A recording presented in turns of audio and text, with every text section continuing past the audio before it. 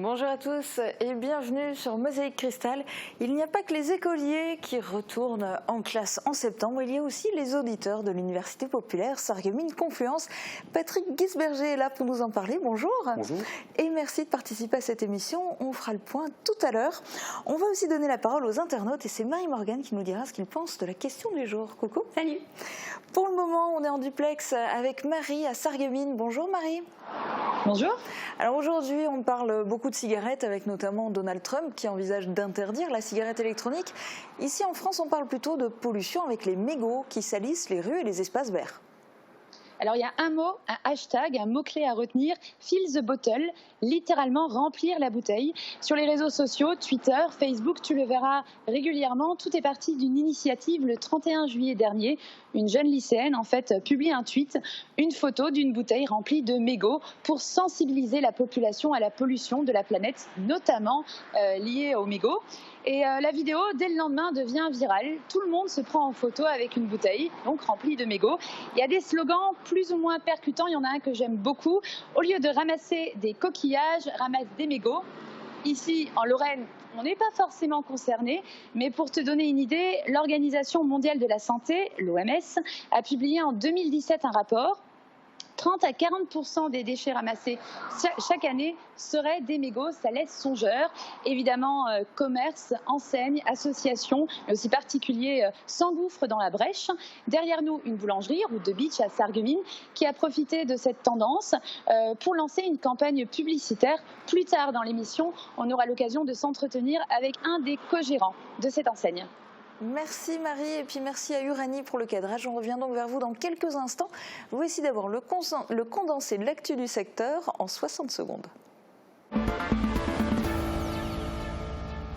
Cruelle défaite pour les faïenciers. Les joueurs du Sarreguemines Football Club ont perdu hier soir au stade de la Blise à l'issue d'un nouveau match à rebondissement. Pas moins de 7 buts ont été marqués durant cette rencontre. Amnéville s'est finalement imposé 4-3 malgré une belle remontée au score des hommes de Sébastien Meyer. Victoire pour les mineurs de Lorraine qui ont obtenu le droit au préjudice d'anxiété. La Cour de cassation de Paris a cassé un arrêt de la Cour d'appel de Metz. Désormais, chaque salarié exposé à des substances nocives peut agir contre son employeur pour manquement à son obligation de sécurité. Une nouvelle limitation de vitesse a été instaurée sur la ligne SNCF entre Sarreguemines et Calhausen. La vitesse a été réduite pour cause de vétusté de la voie. Il faudra donc aux voyageurs 1h15 pour rejoindre Strasbourg. D'importants travaux sont prévus d'ici à 2020. La caravane de l'Union des Tamouls d'Europe réalise actuellement sa 18e course pour la justice. De la Commission européenne au Conseil des droits de l'homme de l'ONU, ils se sont arrêtés à Sarreguemines pour rencontrer le premier adjoint au maire, Marc Zingraf. Ils demandent l'ouverture d'une enquête internationale sur le génocide que le gouvernement sri-lankais aurait commis contre la population tamoule.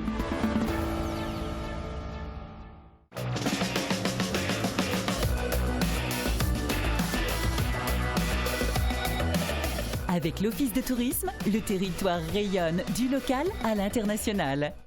Et pour les infos côté ciel, voici les prévisions de Météo France détaillées par Marie-Morgane. Avec le Crédit Mutuel, partenaire des grands événements sportifs.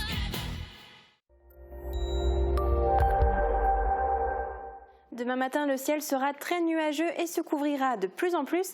Les températures seront comprises entre 10 et 12 degrés.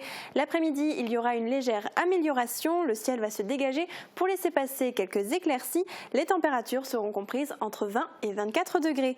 Demain, nous serons le vendredi 13 septembre et nous souhaiterons une bonne fête aux aimés. Le soleil nous accompagnera de 7h05 à 19h49. Le week-end s'annonce lui ensoleillé, comme sur cette photo prise à Anchambert. Merci à Clara Galizi. Vous aussi envoyez-nous vos plus belles photos par mail ou sur notre page Facebook.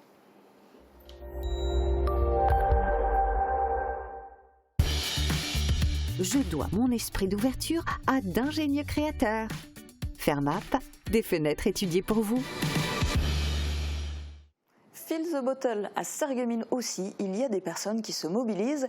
La boulangerie au Blé d'Or a lancé une offre publicitaire, mais avant tout écologique. Le co-gérant est le mieux placé pour vous expliquer cette opération. Oui, alors Julia, nous on a voulu savoir pourquoi, Régis, vous organisez ce challenge. Pourquoi est-ce que vous êtes lancé dans cette initiative ? C'est que parce que nous on est très nature, donc on veut protéger l'environnement. Et est-ce que c'est aussi pour promouvoir la boulangerie ? Aussi de même, en même temps, par le même biais quoi. Alors l'opération a démarré le 3 septembre. Quels sont les retours ? Est-ce que beaucoup de personnes ont déjà participé ? Pour l'instant personne, on n'a pas eu aucun retour. Le fait c'est que les gens n'ont pas trop le temps de le faire, ce qui est malheureux. Vous avez communiqué via les réseaux sociaux, via la presse ? On a mis sur notre page Facebook, on a eu beaucoup de commentaires positifs, comme quoi c'est bien pour faire ça. Qu'il n'y a personne qui le fait aux alentours. Vous avez 3 boulangeries à le faire, oui. Zilsheim et Epin. Voilà, c'est ça. Quand vous vendez les croissants, les tartes, est-ce que vous parlez aux clients de ce challenge ? Oui, on en parle aussi. Et quels sont leurs retours ? Ils disent tous que c'est positif, après il faut juste que les gens le fassent. Est-ce que vous-même, vous allez en forêt, ramasser des détritus ? Est-ce que vous allez vous balader en ville et ramasser des mégots ? Oui, je ramasse plutôt les détritus, tout ce qui est sachets, emballage, tout ça, que les mégots. Mais c'est déjà un début. D'accord. Et dernière question, comment ça va se passer pour vous si les personnes ramènent effectivement des bouteilles d'ici le 29 septembre, on le rappelle. Vous allez vous astreindre à quelle démarche ? Vous allez aller au conteneur, à la déchetterie, ça va se passer comment pour vous On après ? les stockera et après on mettra à la déchetterie. Et vous avez un chiffre, un objectif ? L'objectif, ça serait au moins 10 bouteilles sur le mois. Si c'est plus, tant mieux. On sera ravis, on sera contents. Merci. Merci à vous. On vient de l'entendre en interview, Régis Kleckner et son associé Yannick Muller se mobilisent pour notre planète. Ils n'ont pas encore réussi à collecter des bouteilles. Est-ce que les Sarregueminois se sentent concernés par la pollution des mégots ? Marie-Luf et Uranie Tozic leur ont posé la question. Comment ça se passe pour vous quand vous fumez une cigarette ? Est-ce que vous jetez votre mégot dans la rue ou vous cherchez une poubelle ? Ah non, quand je fume, c'est quand je vais d'ailleurs boire un café au bistrot, je le mets dans le cendrier. S'il n'y a pas de cendrier, j'en demande un, parce que parfois il n'y en a pas. Quand je suis, disons, en public, comme ça que je fume une cigarette, je l'écrase avec mes doigts. Quand elle est finie, je la mets dans la poche. Quand je trouve une poubelle, je la mets dedans. Non, je ne jette pas dans la rue, mais il y a des cendriers partout. Ouais. Qu'est-ce que ça vous inspire, les gens qui jettent leurs mégots dans la rue ? Moi, je trouve que c'est dégueulasse. C'est sale. C'est pas propre, quoi. Et quand vous voyez les gens qui jettent leurs mégots par terre, ça vous inspire ? Moi, je dis à des gens, écrasez-les, jetez-les dans les poubelles. On me répond, il y en a qui ramasseront. J'aime pas du tout, ça me met hors de moi et puis autant que les crottes de chien. Mais non, j'aime pas du tout. Il y a certains pays où jeter un mégot est interdit. C'est très bonne chose. Il faudrait sanctionner les gens. Les sanctionner et les punir. Est-ce que vous avez entendu parler du challenge qui consiste à mettre des mégots dans une bouteille pour préserver la planète, pour sensibiliser les gens à la pollution Oui, j'ai entendu ça. Est-ce que vous allez y participer ? Non, je ne vais pas participer. Je trouve que c'est une bonne action parce que la planète, elle doit être propre et les mégots, ils ne sont pas à traîner par terre, ils sont à être dans la poubelle. On va maintenant à Putelange-au-Lac dans une autre boulangerie. En matière de gastronomie, notre territoire regorge de talents. La boulangerie-pâtisserie Hullard a été sélectionnée pour participer à l'émission La meilleure boulangerie de France diffusée sur M6. Ce soir, à partir de 18h40, vous découvrirez le duel qui a opposé cet établissement à la boulangerie-pâtisserie Eugène de Porcelette. Nous avons voulu savoir ce qui a incité les époux Hullard à participer à cette émission.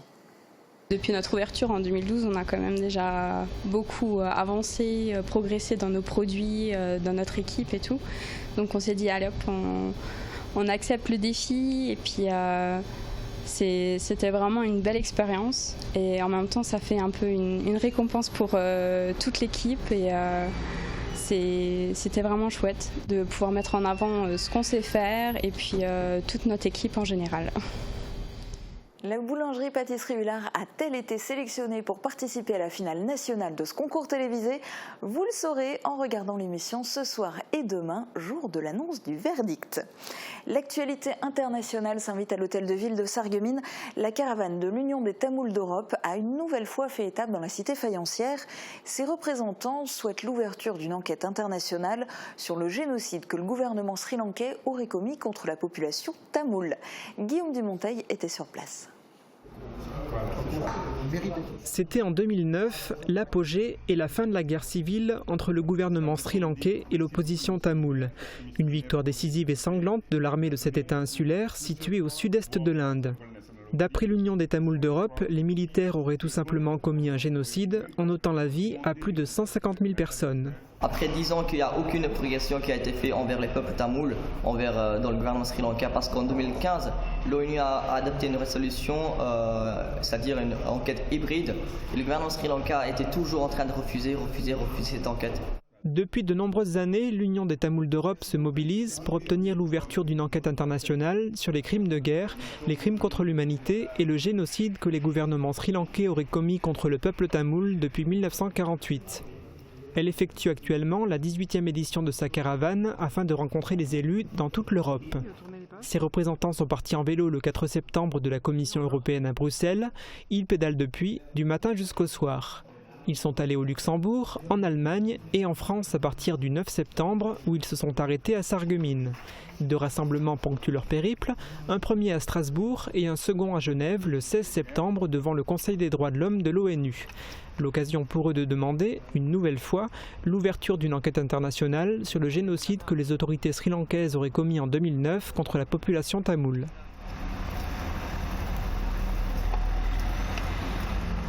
L'opération 4.0 se poursuit dans les lycées de l'arrondissement. Aujourd'hui, c'est au tour du lycée Jean de Pange à Sarreguemines. 730 élèves de seconde et de première ont reçu leur ordinateur. Les terminales sont les derniers élèves à utiliser les manuels scolaires. La distribution des ordinateurs se fait sur toute la journée. Une fois les élèves équipés, ce sont les professeurs qui prendront le relais pour encadrer le téléchargement des manuels scolaires. Et demain, ce sera au tour du lycée Tessier à Bitche de recevoir les ordinateurs portables. On passe au sport. Hier, c'était soir de match et décidément, on ne s'ennuie pas actuellement au stade de la Blise. Pas moins de 7 buts ont été marqués lors du match qui opposait le Sarreguemines Football Club au CSO Amnéville. Le dernier mot aura été pour les visiteurs. Ils s'imposent 4-3 en terre faïencière. Reportage d'Uranie Tozic et Guillaume Dumonteil. Un match foot. Le début de rencontre est relativement équilibré, on peut dire néanmoins que le Sarreguemines Football Club mène au point en se créant davantage d'occasions. Mais les joueurs d'Amnéville sont plus réalistes et après un débordement côté droit, ils ouvrent le score juste avant la mi-temps.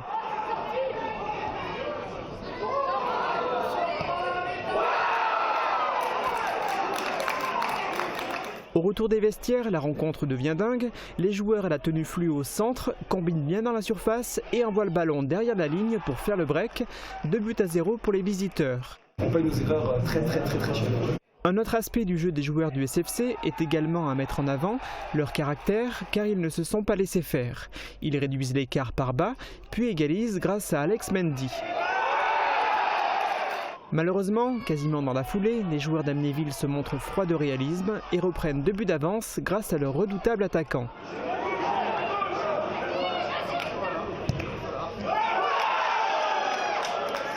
Un dernier but sera marqué par les visiteurs, mais heureusement pour Sarreguemines, contre leur propre camp.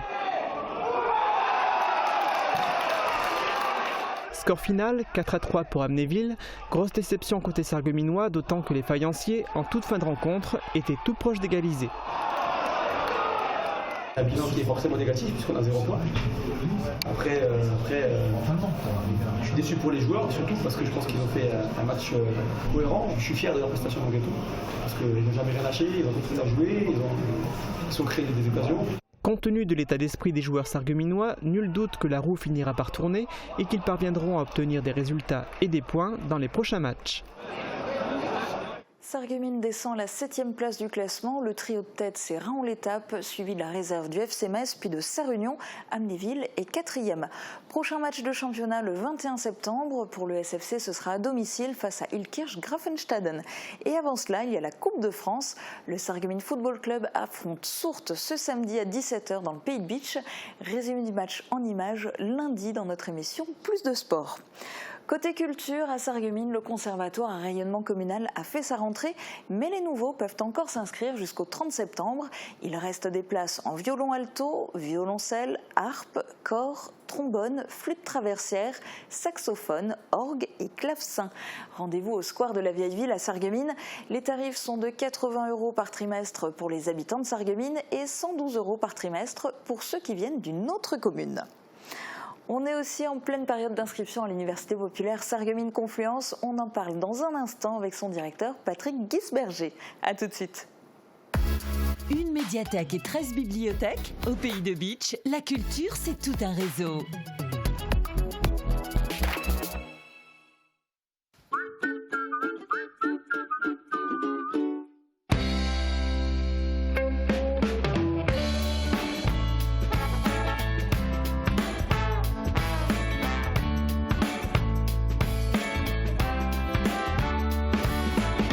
Le mois de la mode, c'est chez Pest.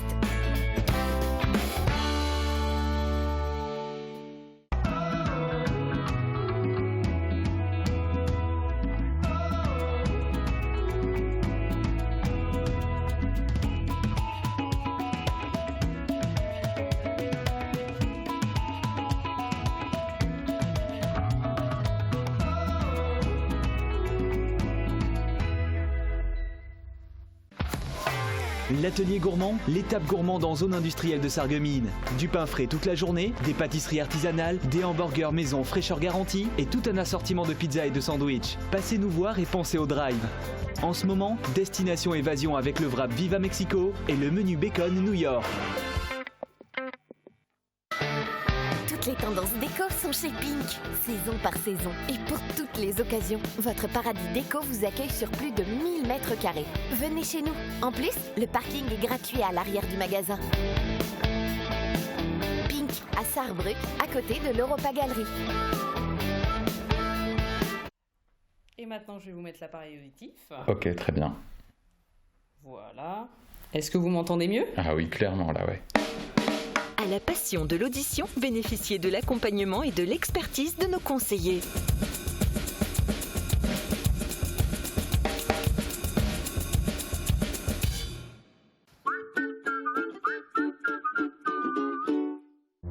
Pour vos menuiseries, demandez le conseil, le choix, la pose. Exigez la qualité, le service et l'expérience. Agi Fermeture. Marie-Morgane, on l'a vu tout à l'heure, la boulangerie Hullard de Putelange-au-Lac sera à l'honneur ce soir sur M6. Est-ce que nos internautes seront devant leur écran de télévision ? Je pense que oui, il y en aura plusieurs. On leur a proposé un sondage pour savoir s'ils suivaient les émissions culinaires à la télévision et ils sont 44% à avoir répondu oui. De nombreux clients vont soutenir leur boulangerie. Cathy a répondu « J'aime beaucoup leur pain et leur pâtisserie ». Roger nous a écrit « Je ne dirais pas que c'est la meilleure boulangerie, mais l'une d'elles ». Et alors pour voir les images, je le rappelle, rendez-vous à 18h40 sur M6.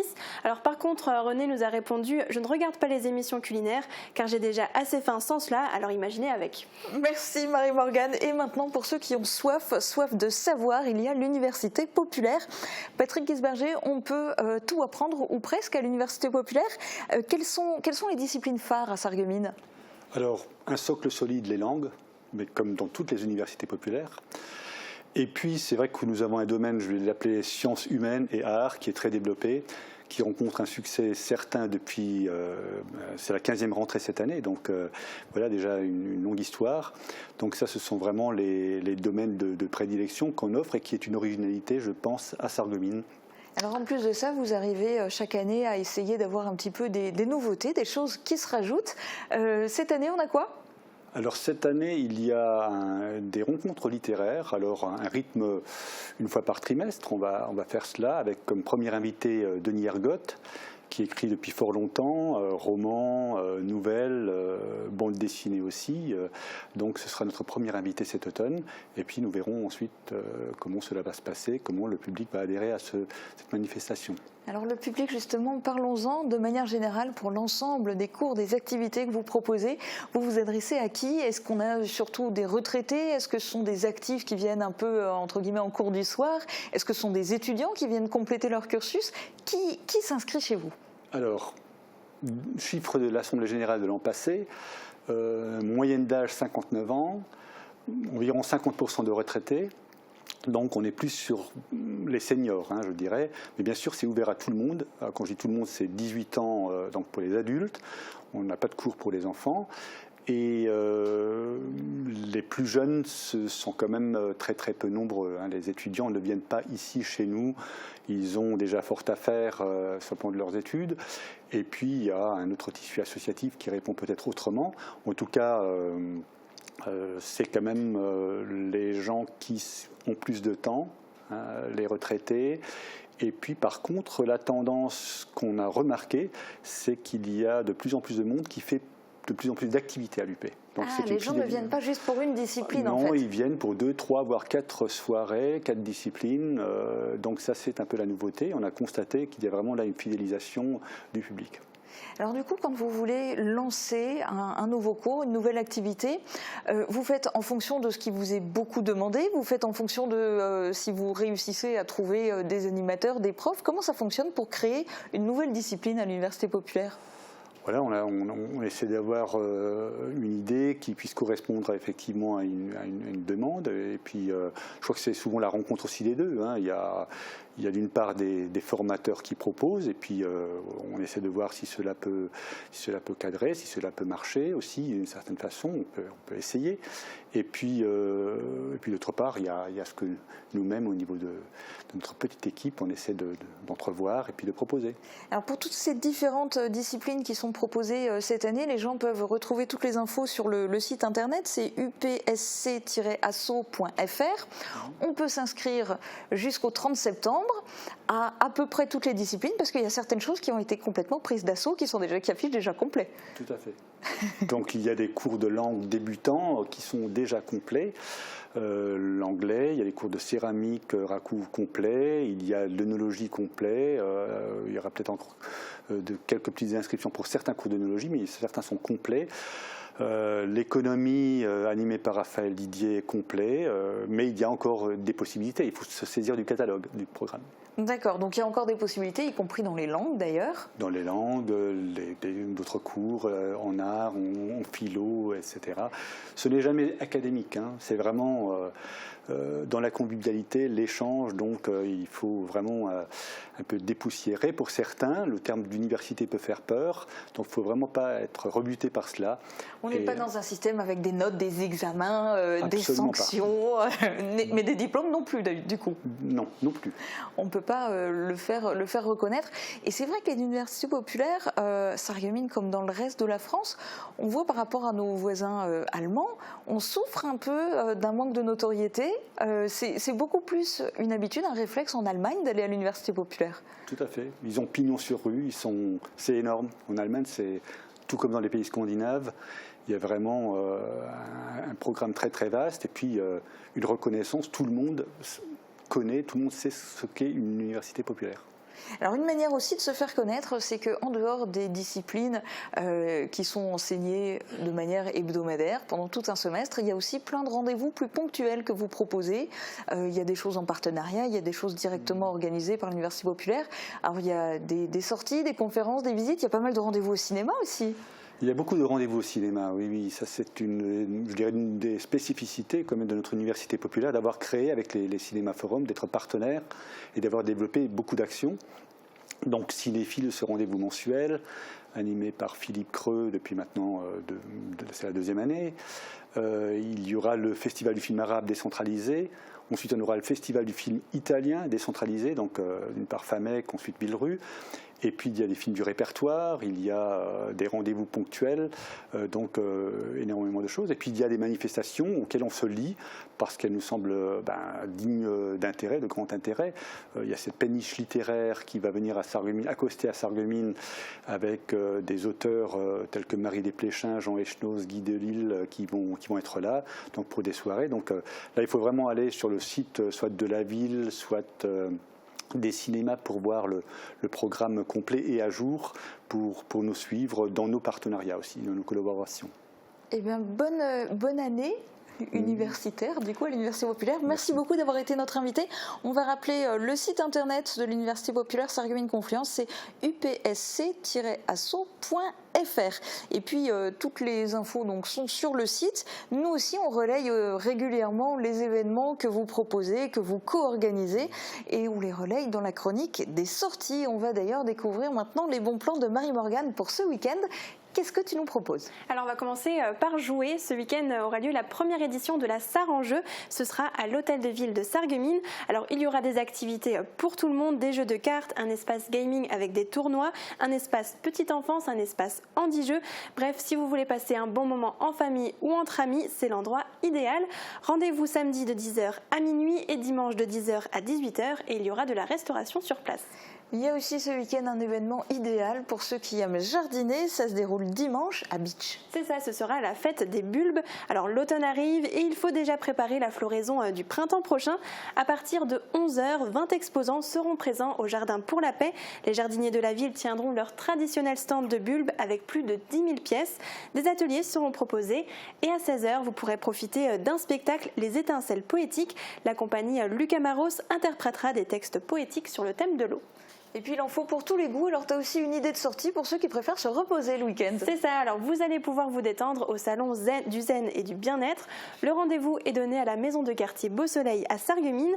Alors vous pourrez découvrir des minéraux, rencontrer des médiums, profiter de massages et aussi assister à plusieurs conférences. Le salon vous accueille samedi de 14h à 19h et dimanche de 10h à 19h. L'entrée est de 2 €. Et les plus gourmands, tu leur proposes d'aller plutôt du côté de Sturzelbrunn. C'est ça, il y aura le marché paysan de l'Amem. Alors il sera installé au lieu-dit La Harte.